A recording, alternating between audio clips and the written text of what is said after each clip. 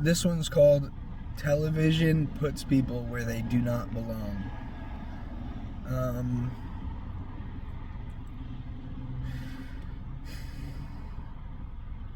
it appears to me that television was a disaster. A disaster. Um, it is. It seems to me that television puts people where they don't belong. It's like all of the ways.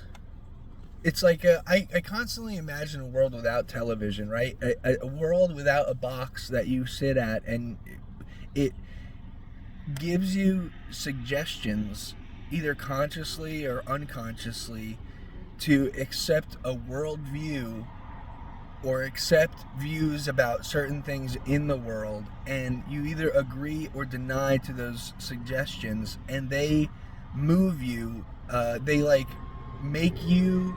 They give you something that will allow you to consider your actions, your words, your lifestyle, and without it, you would have lived a life that is different from the programming that you received from television. So it's like ever since radio, television, any kind of like mass communication, maybe even books, books less so, but it gives people all of these suggestions and impressions, and then they act in a way that they otherwise would have not have acted, being exposed to that media. And I think, I don't know, as I get older, as I'm living my life, it just seems like people are maybe not manipulated, but they are given suggestions on what life should be and what to value in life. And it just like, it promotes like separation in people. It promotes lifestyles that are that lack integrity with their environment. It's like, that's a good segue. It's like, that's what it does. It puts people where they don't belong. When someone, I've grown up like in front of a TV. You know what I mean? Like I've been in a family that's like broken. Two families that are broken. I had my dad and my mom, and then my mom and a stepdad for 12 years, and it's like most of my life has been sitting in front of a TV or sitting in front of a computer. You know what I mean? And I obtained all this information over the course of however long I was sitting in front of it. And all of that time that I spent sitting in front of a television or a screen, right, has disintegrated me from my immediate surroundings. And that's what it's doing all over the world. Every time you sit down and you are taking in media from another place in the world, it is, at that moment, you are not being integrated with your immediate surroundings or the people around you. And if they're watching TV in another room, right, they're doing the same thing. They're not integrating with their environment. They're not integrating with the people around them. They're not being able to foster the growth and potential that exists within their own natural environment. They are integrating with an environment that is somewhere else, in the world, that someone put into the radio, the book, the television program. Like, and that moves them in a direction that they would otherwise not move in had they been integrating with their immediate surroundings, their family, the people that they lived with, and so on, their neighbors, and all that.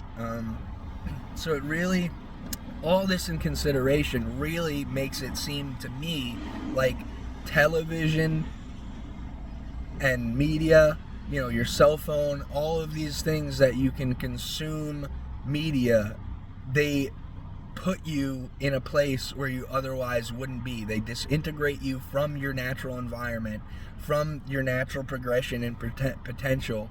They suggest to you things that alter your worldview in such a way that you would not have otherwise. and they influence your decisions, they influence your worldview, they influence your lifestyle, they influence the way in which you see other people, the way in which you interact with other people. They limit your ability to be open with people, or like cut a person off immediately. Like, if, you know, you don't like their style, well, I'm not even gonna approach that person. This was like a big thing I had a problem with Facebook when it came out. It's like,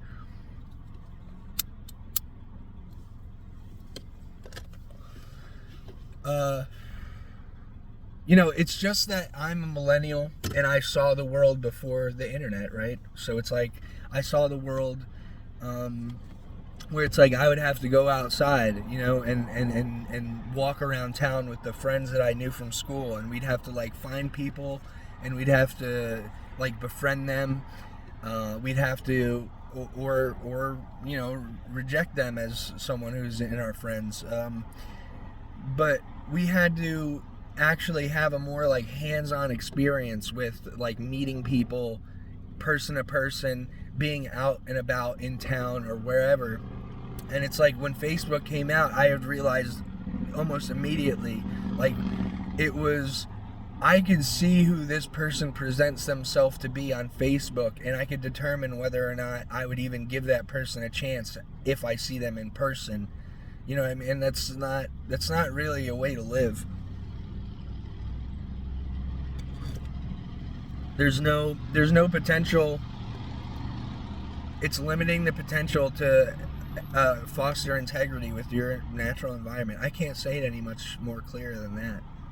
And I think I've gotten my point across. It just really seems like TV puts you in a place, any kind of media like puts you in a place where you don't belong. And I guess people could make the argument that the media that you see is the media you're supposed to see, right? And that will lead you to where you're supposed to go, or you'll meet the people that, you know, you're supposed to meet. It's all like, I use the word supposed to in terms of like perhaps there's a divine plan, you know, where TV exists because it's like moving people around in the way that they should. But it really, I don't know, it really does not seem like it seems like the impact of like most media is actually detrimental to people's ability to integrate with their natural surroundings. So although I know they can make the argument that, you know, oh well, television and all these things in media are like, you know, a man-made thing, and man has the right to make these things, and so on. You know what I'm saying? If you understand like what I'm saying, like someone can make that argument, and maybe they're right, but I really doubt it. So I'm just gonna stick to TV doesn't puts people where they don't belong, and that's the video. Thank you.